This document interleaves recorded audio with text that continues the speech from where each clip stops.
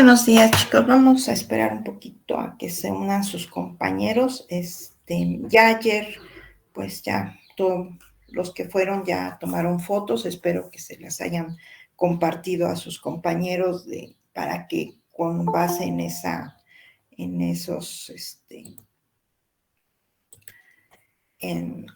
fotos que se tomaron, en esos resultados, hagan su reporte de aceites esenciales, ¿sí? Para ya, bueno, ya sería la última práctica que realizaríamos. Ayer con algunos de los chicos que andaban por ahí revisamos lo de micropropagación y creo que ya no sobrevive prácticamente nada. Entonces, pues si alguien por ahí rescatamos algo de micropropagación, creo que si había de una persona, pues ya el día que hagamos el examen, pues ya realice el trasplante y sin mayor problema, ¿verdad?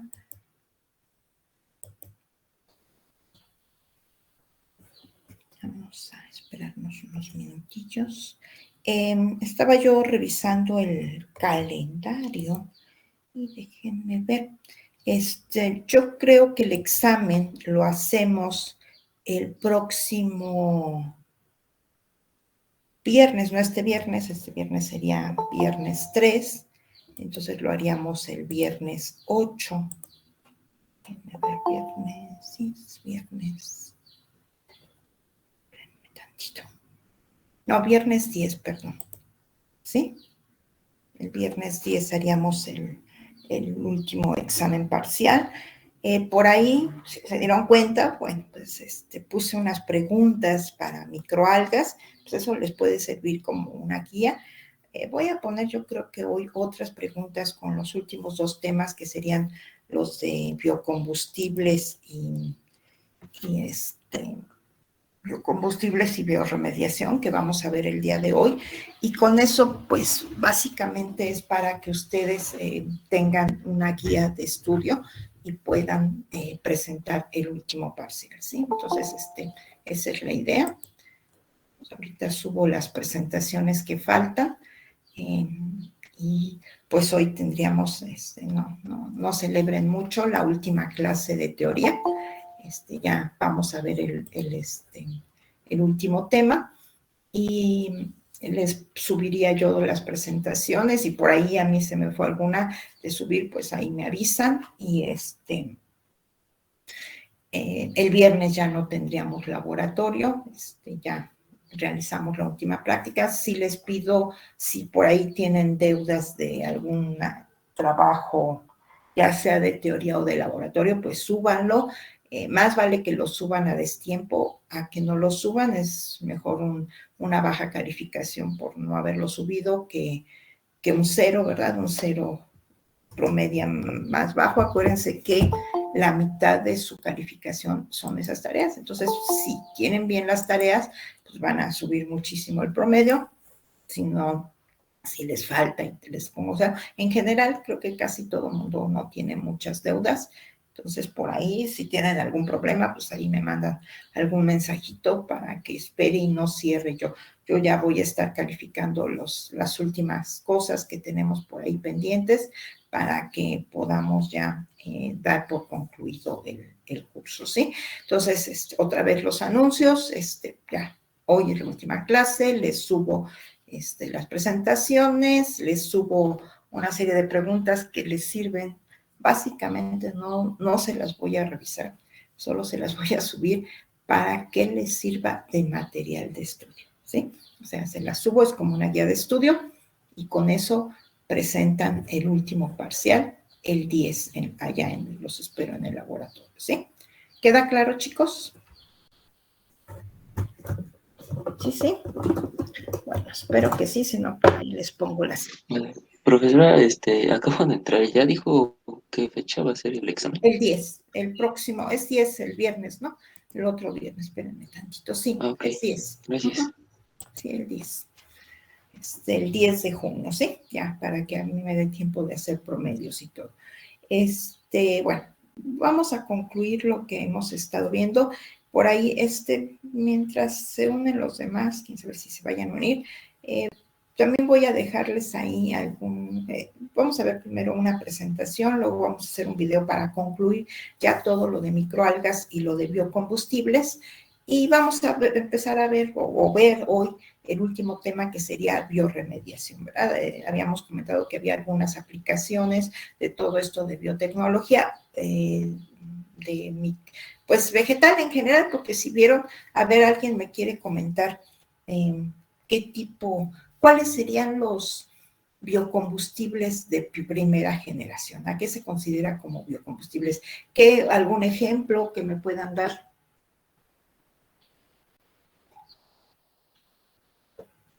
No, chicos, me ignoraron totalmente el miércoles pasado. ¿Cuáles serían un ejemplo de biocombustibles de primera generación?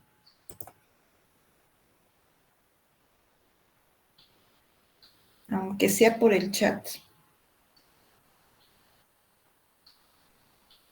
¿Como la caña?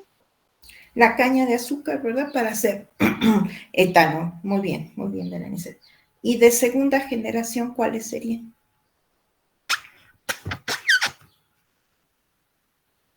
Era, por ejemplo, la leña, me parece. Desechos agrícolas, que puede ser, sí, pues precisamente madera, pero se usan como lo que no se usa ya, lo que no es maderable, eso es, básicamente lo que, o sea, acuérdense que son residuos que tengan celulosa o lignina, y bueno, pues pueden ser desechos agrícolas, desechos forestales, ¿sí? Muy bien. ¿Y de tercera generación?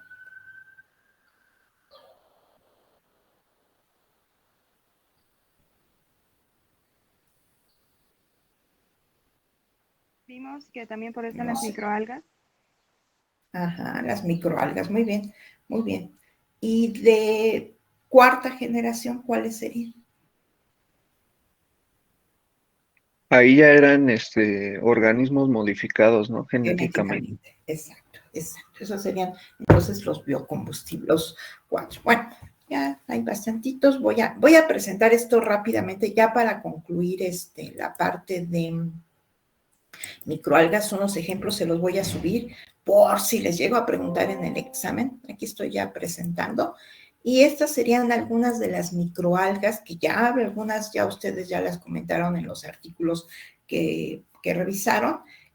Bueno, está esta que es una microalga marina y que se ha usado, es Nanocloropsis oculates marina. Vean, aquí es una alga verde y básicamente se está explotando para biocombustible, ¿verdad?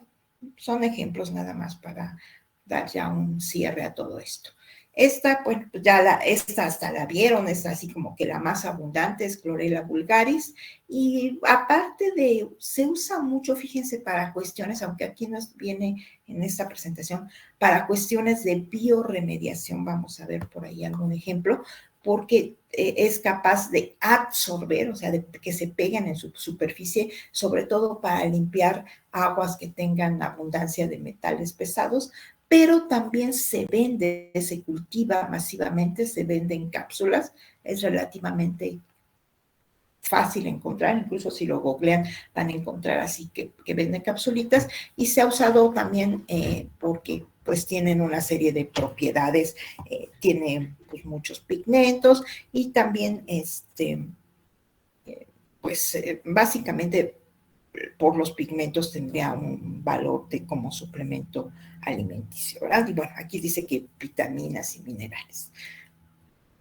La otra que ya habíamos comentado, fíjense, esta es una liela salina, y acuérdense, chicos, esta no viene aquí mencionada, que produce beta caroteno. También cuando se estresa, aquí está verdecita, aquí está estresada, está acumulando beta caroteno. Y aquí un cultivo masivo de esta Dunaliella salina, ¿sí? Por ahí ya les había yo subido algún otro ejemplo. Bueno, Artrospira máxima o Artrospira platensis máxima es la que tenemos aquí en nuestro país, en América básicamente, y platensis más bien es de Europa, África, ¿sí? La morfología es muy similar, y puse ejemplos de cómo se extraen pigmentos, sobre todo ficocianina, ¿verdad? Y bueno, se usa, se compra la espirulina y se puede agregar pues en alimentos, ¿no? Incluso si por ahí le googlean, pues hay hasta recetas, si quieren hacer algunas de estas recetas, pues por ahí. Pero se comercializa mucho, mucho, sobre todo como suplemento alimenticio, ¿verdad? Esta sería una de las que... Y también el pigmento, o sea, si uno pone ficocianina, pues también puede encontrar la venta de este pigmento, ¿verdad? La otra, Cenedesmus, que también por ahí vieron algún ejemplo de esta, acuérdense la que tenía los cuernitos, también se usa para cuestiones de biorremediación y también tiene un alto contenido de lípidos, de tal manera que se extrae, por ejemplo, lípidos que pueden usarse para cosméticos o para alimento de peces. Es muy común usar Cenedesmus en acuacultura, ¿verdad? Entonces pues tiene varios usos esta microalga. La otra que ya también platicamos de ella, que es Hematococcus pluvialis, es la que produce astaxantina, ¿verdad? Acuérdense que cuando se estresa, pues se enquista, ¿verdad? Y produce este pigmento, una xanthophylla, que es la astaxantina. Aquí está la fórmula, se vende ya sea el polvito, también la venden, aparte de que recuerden que se usa para darle el color al salmón, es el único carotenoide de color rojo. También se usa es un fuerte antioxidante y la comercializan de esta manera, ¿sí? Como cápsulas como antioxidante, ¿verdad? Esta otra es Botryococcus brownie, que acumula una gran cantidad de lípidos, se cultiva masivamente y básicamente se ha destinado últimamente a la producción de biodiesel, ¿verdad? Esta es otra de nombre muy raro, Critecodinium, y básicamente produce un montón de lípidos y produce, y bueno, se usa como un suplemento alimenticio por la cantidad de ácidos grasos no saturados, que es la última que traigo. Todavía. Esta otra que también, perdón, esta y esta última, Pheodactylum tricornutum, son microalgas marinas, las dos, y producen también una gran cantidad de lípidos, de tal manera, lípidos de muy buena calidad, y se han usado básicamente para cosméticos, aunque últimamente pues se ha querido medio dedicar a la cuestión de, ¿cómo se llama?, de biodiesel, ¿verdad? Creo que ya, a ver si ya es la última, dejo de compartir. Sí, chicos, nada más para, pues, revisar estos, ¿verdad? Algunas microalgas, se las subo para que tengan ejemplos y puedan por ahí, tener una visión más amplia, ¿sí? Bueno, ya teniendo esto, vamos a ver un video que nos complementa el uso de microalgas en la cuestión de biocombustibles, ¿verdad? Para que vean cómo se usa esto en biocombustibles. Entonces, espérenme tantito. Déjenme ver si se los puedo. Aquí está. Bueno, ustedes me dicen si está jalando bien. Déjenme subir un poco aquí para que...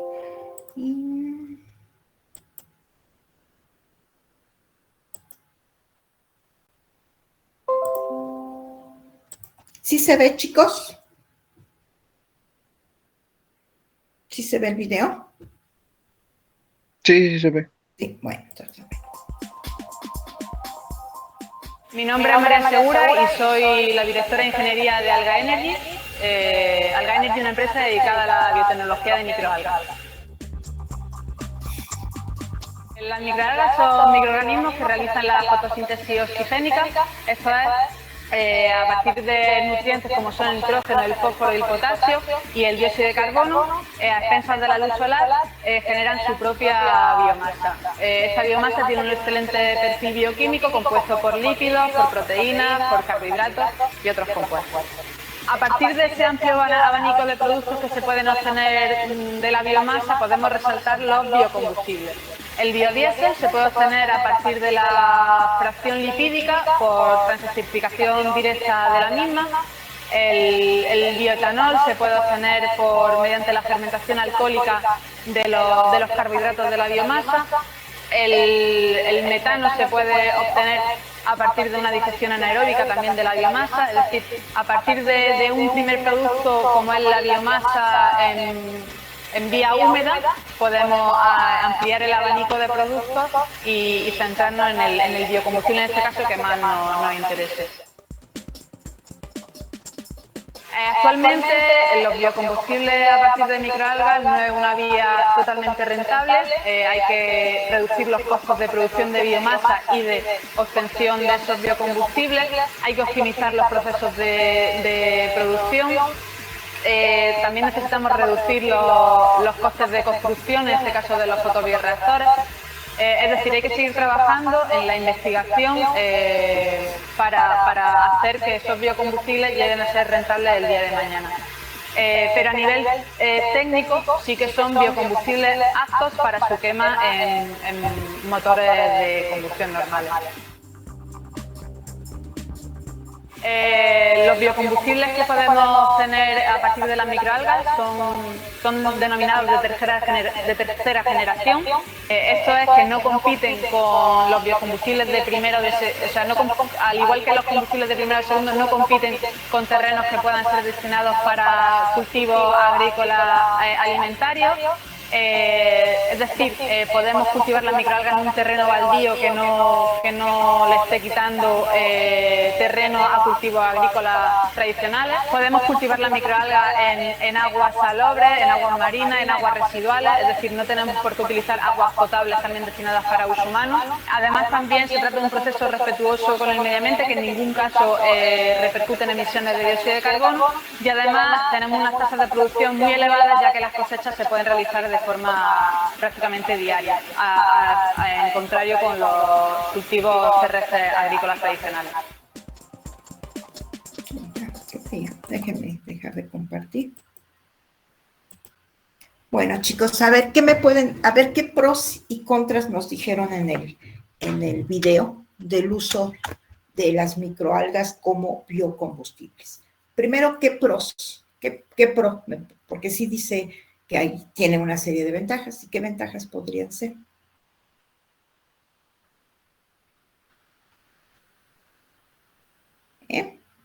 Sería que a través de su masa se pueden obtener varios productos como metanol, etanol y el biodiesel. Que sí hay factibilidad, ¿verdad? Sí hay factibilidad de obtener estos que pudieran utilizarse como biocombustibles. También nos dice otra ventaja. ¿En dónde se cultiva? O sea, compite con cultivos agrícolas. Ella lo dice muy claramente, esta investigadora. No, menciona que puede ser en terrenos baldíos. Exacto. Y no compite con otros. Exacto. Entonces esa es una ventaja, ¿verdad? No vamos a usar tierras que yo pueda usar para agricultura, porque yo puedo usar en un terreno que no está en una zona de un muy mal suelo, o a lo mejor, o sea, la cosa es ver cómo se hacen los estanques. Y entonces, bueno, esas serían como las ventajas. ¿Cuáles serían las desventajas que ella menciona? Porque sí menciona, y casi al principio, ¿no?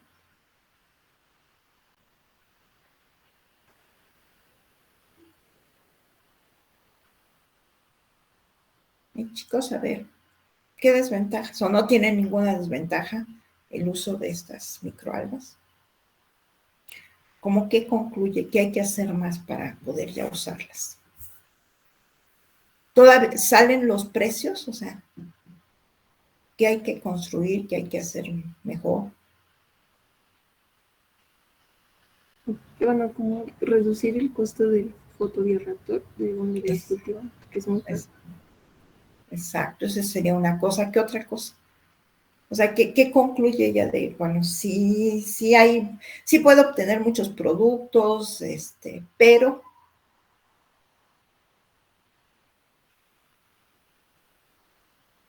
pues habría que optimizar, ¿verdad? Los cultivos de esto, o sea, esa es la cuestión. Hay que optimizar los cultivos y ella dice, hay que hacer más investigación para que esto sea factible, ¿sí? Entonces, esa es una de las cosas que comenta la investigadora. Entonces, bueno, pues con eso nos quedamos.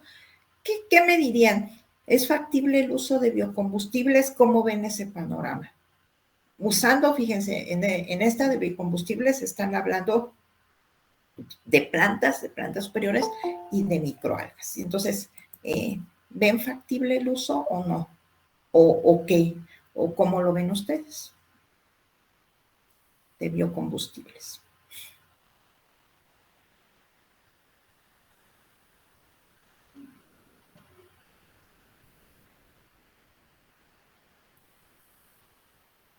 Chicos.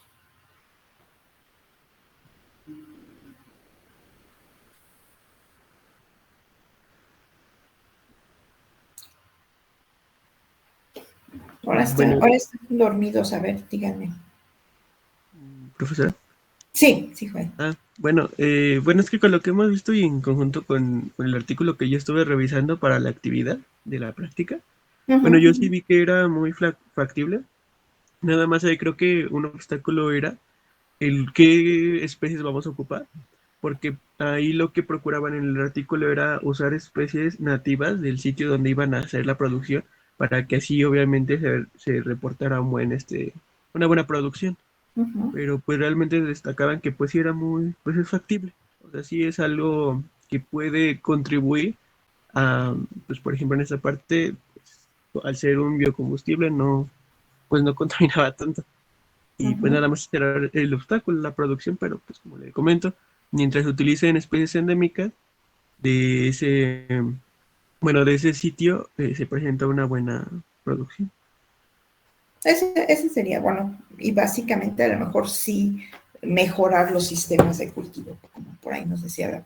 ¿Alguna otra cosa que quieran agregar al respecto, chicos, del uso de biocombustibles? Aquí está hablando específicamente Joel de microalgas, ¿verdad?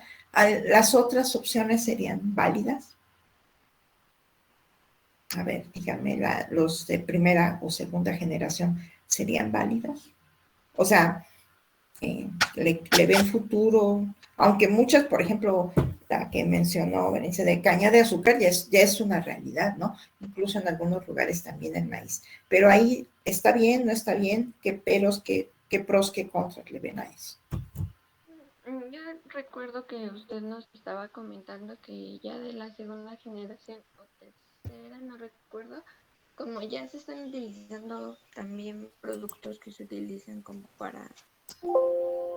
que son comestibles, entraría en competencia, o se ocupa para, pues sí, para ser comestible o para el producto.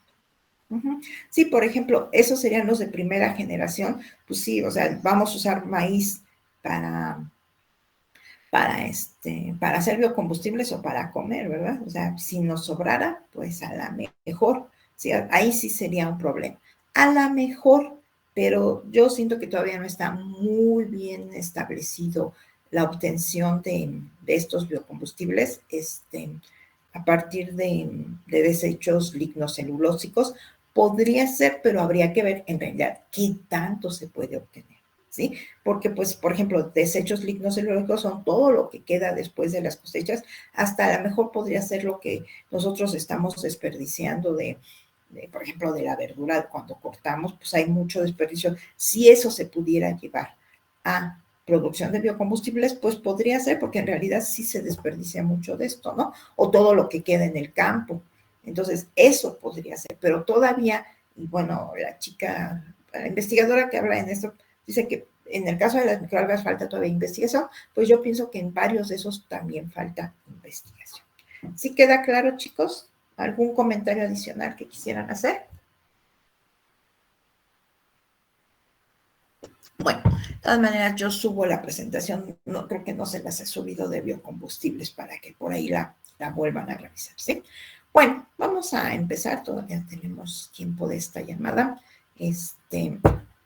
A ver, la última parte que sería bioremediación. Entonces, ahora usar estos organismos para hacer cuestiones de limpiar sitios que han sido contaminados con diferentes productos. Y vamos a ver qué tan factible también es esto, ¿verdad?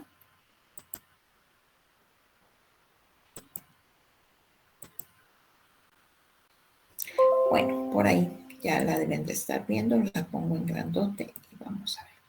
Vamos a ver qué es esto de bioremediación. Y aquí habla que es también, acuérdense que habíamos visto varias ramas de la biotecnología, y aquí habla que busca resolver, fíjense, problemas de contaminación mediante el uso de seres vivos, por eso es bio, ¿verdad? Y estos seres vivos pueden ser microorganismos y también se han usado plantas, o sea, y en este caso, bueno, no le vamos a hacer mucho caso a los microorganismos heterótrofos, yo creo que en otra materia a lo mejor se los mencionan. Yo voy a poner, aunque sí voy a poner por ahí algún ejemplo, voy a poner especial énfasis en microorganismos fotosintéticos y en plantas. ¿Y qué hacen estos seres vivos? Pues degradan compuestos que provocan, y generalmente o los degradan y pueden totalmente mineralizarlos, que sería lo ideal, o sea, pasarlos, esos compuestos orgánicos, pues a CO2 y a minerales, ¿verdad? Eso sería, a CO2 y agua sería lo ideal, ¿verdad? O pues a descomponerlos a compuestos que sean menos tóxicos, ya que muchos de estos pues son resultado de la actividad humana, ¿no? Y causan aquí, como dice, un desequilibrio en el ambiente, ¿verdad? Y aquí pues ejemplos, ¿no? Industrias que causan problemas, pues por ejemplo, habla de refrigerantes, solventes, plaguicidas, ¿verdad? Plásticos, detergentes, aquí no está, pero por ejemplo, todos esos pigmentos que se usan, últimamente ha habido mucha investigación porque causan muchos problemas, todos esos pigmentos que se usan para teñir la ropa, en particular la mezclilla, pues causan muchos problemas porque a veces son vertidos directamente a las aguas, entonces es un problema. Y bueno, se han hecho muchos esfuerzos para biodegradar, ¿verdad? Aquí habla algo bien importante que hay que acordarnos, que muchos de estos pues no son tan fáciles de biodegradar, ¿verdad? No cualquier bicho le entra, puede degradar, puede romper estas moléculas, ¿no? Entonces, eso ha sido uno de los principales problemas. Les digo, hay un mundo de investigación y, por ejemplo, los que se han favorecido más, debo de ser sincera, pues son bacterias heterótrofas, han sido muy usadas, o hongos también han sido bastante empleados para estos fines. Pero vamos a ver poco a poco de qué se trata esto, ¿verdad? Pues aquí les pongo ejemplos de la gente que habla de bioremediación, pues estos serían compuestos que pudieran haber sido vertidos por diferentes industrias, ¿verdad? Y que están causando problemas. Entonces pueden ser metales pesados, ahí están, causan un gran problema en aguas, ¿verdad? En aguas y en suelos. Aquí ha habido un poquito más de investigación. Una cosa, sí traigo por ahí ejemplos con microalgas, ¿verdad? Pero bueno, es un problema bastante grande que es el desecho, por ejemplo, también de minas también, el desecho de estos como resultado del beneficio de los minerales, bueno, pues se desechan o se pierden al ambiente una gran cantidad de metales pesados. Obviamente a raíz de la industria petrolera, pues muchos petróleos y derivados que también causan un gran problema, pesticidas y algunas otras sustancias que también, aquí algunos ejemplos de pesticidas o resultado, por ejemplo, o algunas otras sustancias que aquí ven el tolueno, que básicamente pueden ser resultado de algunos procesos industriales, también algunas sustancias aromáticas y bueno, algunos radiactivos que, híjoles, aquí está todavía más complicado, ¿verdad? Entonces, estos serían ejemplos de algunos, bueno, sustancias que se consideran contaminantes y cómo han sido clasificadas, ¿verdad? Y bueno, podemos, dividir 3 tipos de cómo puede hacerse esta bioremediación. Los 2 primeros pues casi no entrarían en el contexto, los menciono nada más para que lo sepan, pero uno es degradación enzimática y vamos a comentar cómo se hace. Otro es remediación microbiana y generalmente cuando hablan de remediación microbiana están hablando, les digo, o de bacterias o de hongos heterótrofos, ¿no? Porque son realmente los que pueden degradar estas moléculas, ¿no? Y hay una tercera que es fitorremediación y por ahí yo incluí una que sea últimamente, porque sí se han hecho ya bastantes estudios, aquí habla de fitorremediación y cuando hablo de fitorremediación estoy hablando de el tratamiento de estos contaminantes con plantas superiores. Y hablo también, al final tengo ahí algunos ejemplos que vamos a revisar, de ficorremediación, o sea, fico relacionado con algas, ¿verdad? Entonces también podemos hablar de fito con plantas y fico con C, ¿verdad? Ficorremediación, que estamos usando algas. Y para esto se ha usado micro y macroalgas. Pongo ejemplos de microalgas, pero podrían encontrar también ejemplos con macroalgas. Y vamos a ver exactamente algunos ejemplos. Bueno, en esto de degradación enzimática, pues es el empleo de enzimas bacterianas, básicamente, fíjense. Entonces se busca bacterias que tengan estas enzimas lipasas, lipasas obviamente pues degradan lípidos, proteasas, proteínas, amilasas, amilmidón básicamente, peroxidasas que degradan algunos de estos compuestos y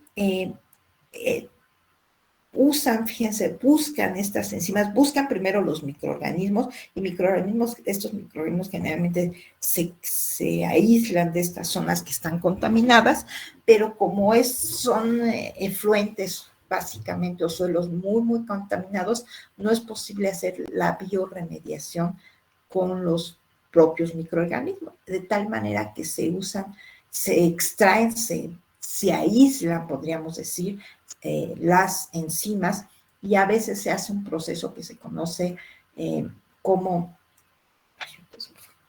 lo tenía en la boca, encapsulación o inmovilización de estas enzimas y para esto se pueden usar algunos sustratos particulares en donde se pega la enzima y entonces se hace un sistema en el cual se hace pasar por ejemplo, el efluente y ya nada más están actuando las puras enzimas que las inmovilizamos, ¿sí?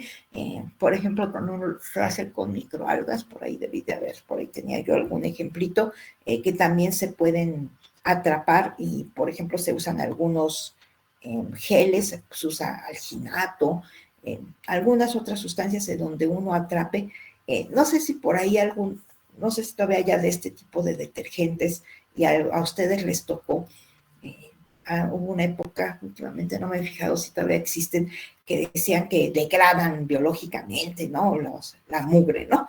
Bueno, algunos de esos detergentes traían este tipo de enzimas, básicamente lipasas, pues es que para que degradaran esta mugre que estaba en la ropa, ¿verdad? Y tenían, pues sí, estos componentes biológicos, podríamos decir, y así nos los vendían, ¿no?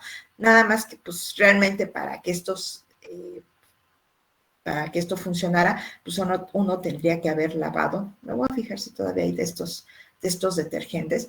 Debería de haber lavado, pues, como medio incubando, ¿verdad? Esas enzimas, porque, pues, acuérdense que las enzimas, seguramente ya se los mencionaron en bioquímica, pues tienen un rango en el cual son activas, sobre todo la temperatura es bien importante y la temperatura, pH, una serie de condiciones. Cuando uno hace esto en bioquímica, pues uno tiene que incubar estas enzimas para que actúen, pues no tienen un rango muy amplio o dependiendo de dónde aisló uno el bicho, ¿no? Entonces sí hay que cuidar esto, ¿no?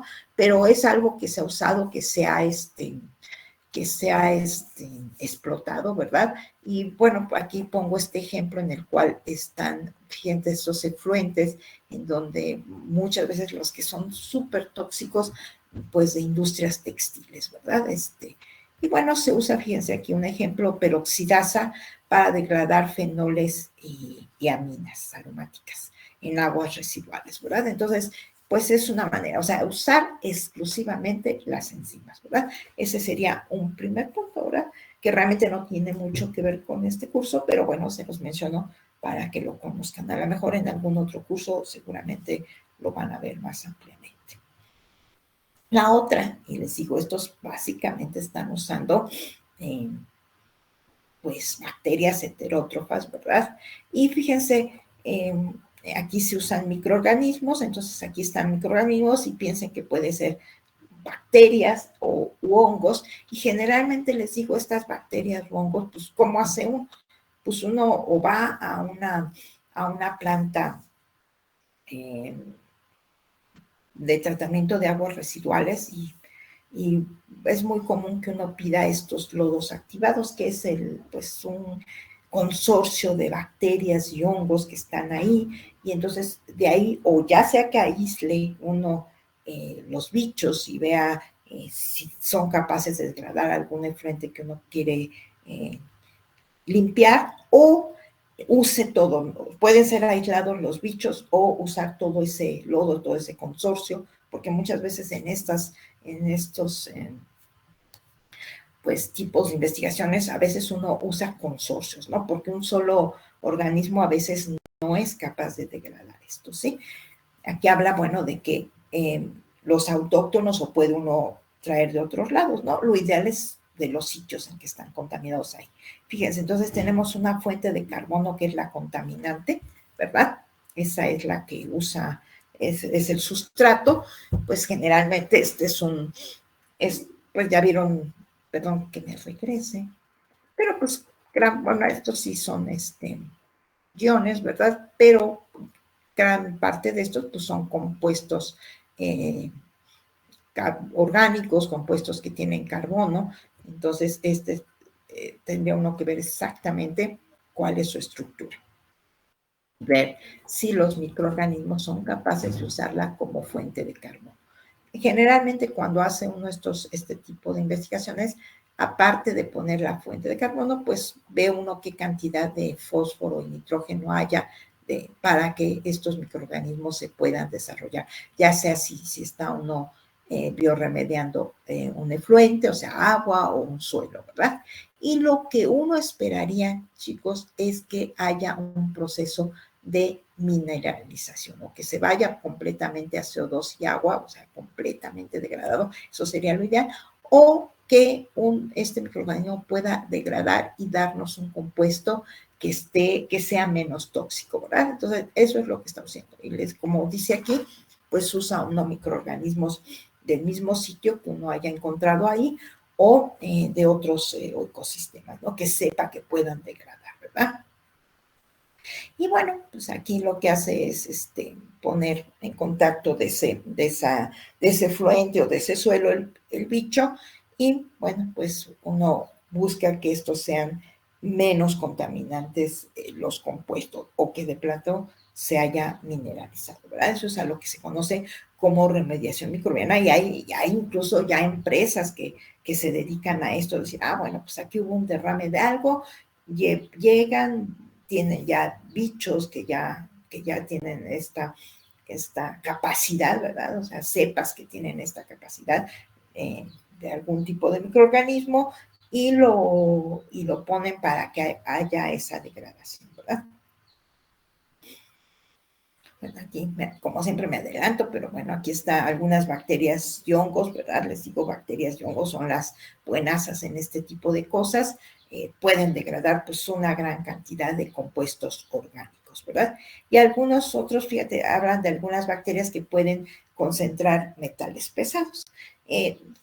Cabe hacer la aclaración que, por ejemplo, se han hecho intentos con algunas microalgas, por ejemplo, hay varios estudios de que algunas de ellas en algunas condiciones también pueden inmovilizar, sobre todo el proceso de inmovilización que implica que se le peguen estas sustancias en la superficie, sobre todo metales pesados, y bueno, eso sea un proceso que ellas desarrollen, ¿no? Algunas tienen alguna capacidad de degradación, ¿verdad? De estos compuestos, ¿verdad?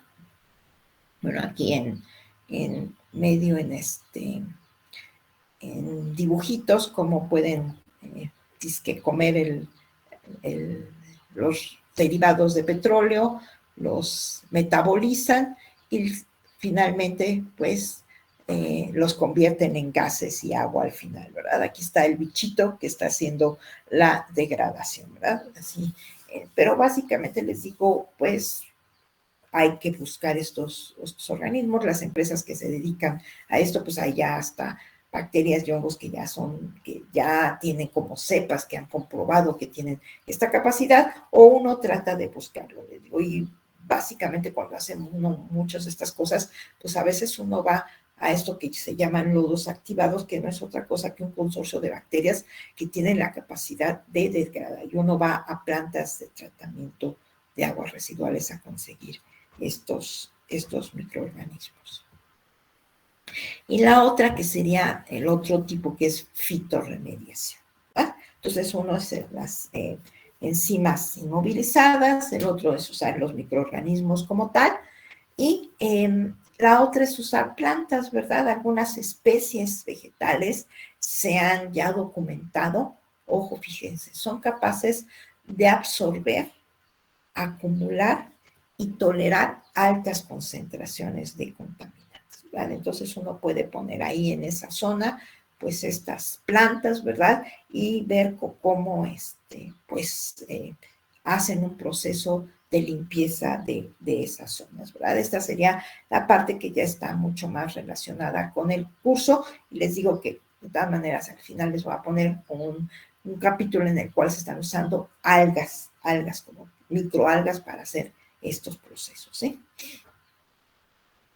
Y bueno, aquí un ejemplo dice ventajas, pues es bombas extractoras de suelos contaminados. Es muy común, por ejemplo, que si hay un derrame de petróleo o de alguna sustancia en suelo, ¿sí? Pues uno se siembran estas plantas y hay cierta capacidad de depuración.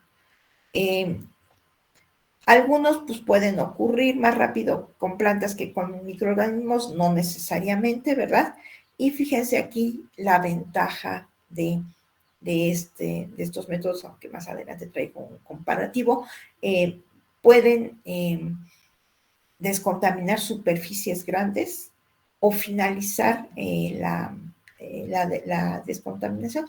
Un ejemplo de esto, por ejemplo, es la zona de aquí cercana a la escuela de Azcapotzalco, de lo que era la refinería, en donde se hizo un proceso mucho de fitorremediación, ¿no? O sea, ahí había pues contaminantes, imagínense, era una refinería, bueno, se plantaron una serie de organismos de plantas, básicamente, para que tenían esta capacidad para tratar de hacer este proceso de fitorremediación, ¿verdad? Para tratar de eliminar todo esto.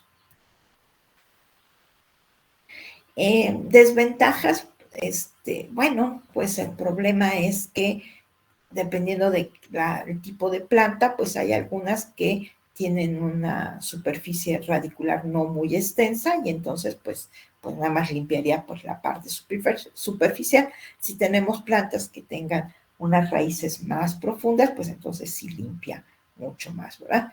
Es un proceso que tarda mucho tiempo, ¿verdad? Y bueno, no todas las sustancias son capaces, algunas sí son capaces de ser absorbidas o que, fíjense, absorbidas con D, o sea, que se peguen a la superficie de las raíces, o absorbidas que sí entren, ¿verdad? Porque puede haber de los dos tipos. De hecho, aquí en esta figurita se ve como algunas se están pegando y algunas sí están entrando por la plantita y luego pueden ser eliminadas en un proceso de transporte, ¿verdad? Ya degradadas en el interior de la planta, ¿verdad? Entonces hay diferentes maneras de hacer esto.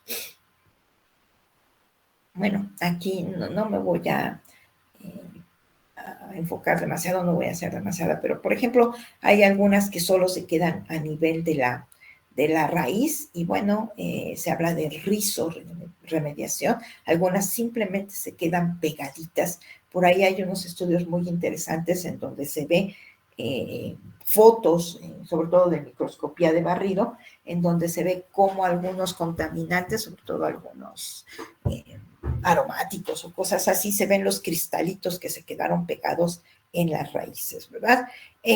Algunos de estos, fíjense, realmente a nivel de raíz se hace como en simbiosis o en relación o de una manera sinérgica entre plantas y los microorganismos que están en la rizosfera, porque las plantas empiezan a secretar una serie de sustancias. Acuérdense que a nivel de raíz secretan lo que llaman exudados radicales y que hace una zona rica alrededor de las raíces. Acuérdense que aquí es lo que conocemos como rizosfera.